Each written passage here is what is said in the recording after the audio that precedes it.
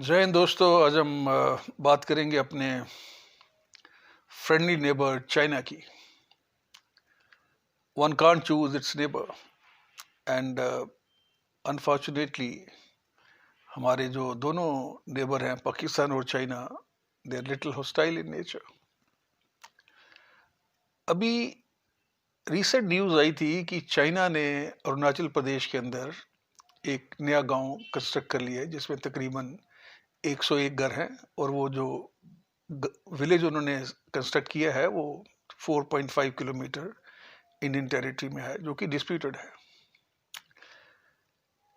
अभी पिछले मई को चाइना ने एक इंट्रूजन किया था हमारे लद्दाख एरिया में, जहाँ पर इस समय 50,000 सोल्जर जो है सब जीरो टेम्परेचर में -30 -35 में अपनी देश की हिफाजत में लगे हुए हैं।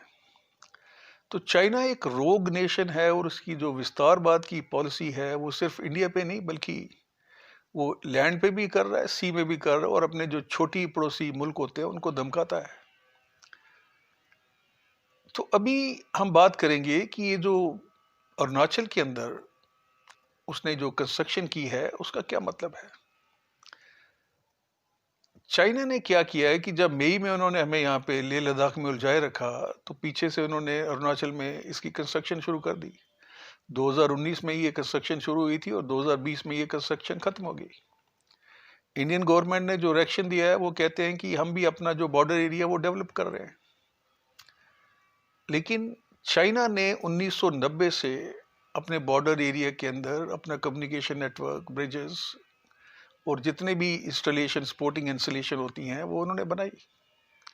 इंडिया इस मामले में थोड़ी चूक कर गया, क्योंकि हमारी जो पुरानी गवर्नमेंट थी उनकी पॉलिसी ये थी कि अगर हम बॉर्डर एरिया को डेवलप करते हैं तो उसके अंदर से दुश्मन उसका फ़ायदा उठा सकता है, बिकॉज उसको एक रेडीमेड कम्युनिकेशन और रोड नेटवर्क मिल गया है। तो ये फॉल्टी जो परसेप्शन लेके हमारी गवर्नमेंट चल रही थी, अभी इसमें थोड़ा सुधार आया है जब से मोदी जी गवर्नमेंट में आए हैं, और हमने बॉर्डर एरिया की तरफ तवज्जो देना शुरू कर दी है। ये जो गांव कंस्ट्रक्शन हुआ है ये एक एरिया है जिसको लॉजन बोलते हैं। यहाँ पर ये इंट्रूजन जो हुआ था ये हुआ था 1959 में, मच बिफोर 62 वॉर। और तब जो चाइनीज़ थे उनकी एक कंपनी यहाँ पे आई थी। हमारी वहाँ पे एक BS आसाम राइफल की पोस्ट थी जिसके अंदर 9 एक सेक्शन तैनात होगी, उसमें से उन्होंने उनको अच्छी फाइट दी। 2 जो हमारे आसाम राइफल के सैनिक उसमें शहीद हुए, और बाकी जो 7 थे उन्होंने विड्रॉ किया। उसके बाद 1960 में एपिडेमिक की वजह से चाइना की जब तकरीबन 100 सोल्जर वहाँ पे मर गए तो उन्होंने वो जगह खाली कर दी। हिस्ट्री वाले बताते हैं कि उस समय नेहरू जी ने कहा था हमारी आर्म फोर्सेस को कि आप वहाँ पे उसको ऑक्यूपाई कीजिए, लेकिन क्योंकि हमारा कम्युनिकेशन नेटवर्क नहीं था तो लॉजिस्टिकली उनको मेंटेन करना जो है वो पॉसिबल नहीं था, तो इसलिए हम वो ऑक्यूपाई नहीं कर पाए। अभी चाइना की जो स्ट्रेटजी है वो ये है कि वो जो जितने भी बॉर्डर एरिया हैं उनके अंदर लोगों को बसाए, क्योंकि यही लोग जो हैं उसके आंख और कान बनेंगे और उसको इन्फॉर्मेशन मिलेगी। तो उनकी तरफ से तो हम इंट्रूजन नहीं कर सकते हैं क्योंकि उनके लोग वहाँ पे बैठे हुए हैं और पीछे वो उनकी जो आर्मी है उसको खबर देंगे।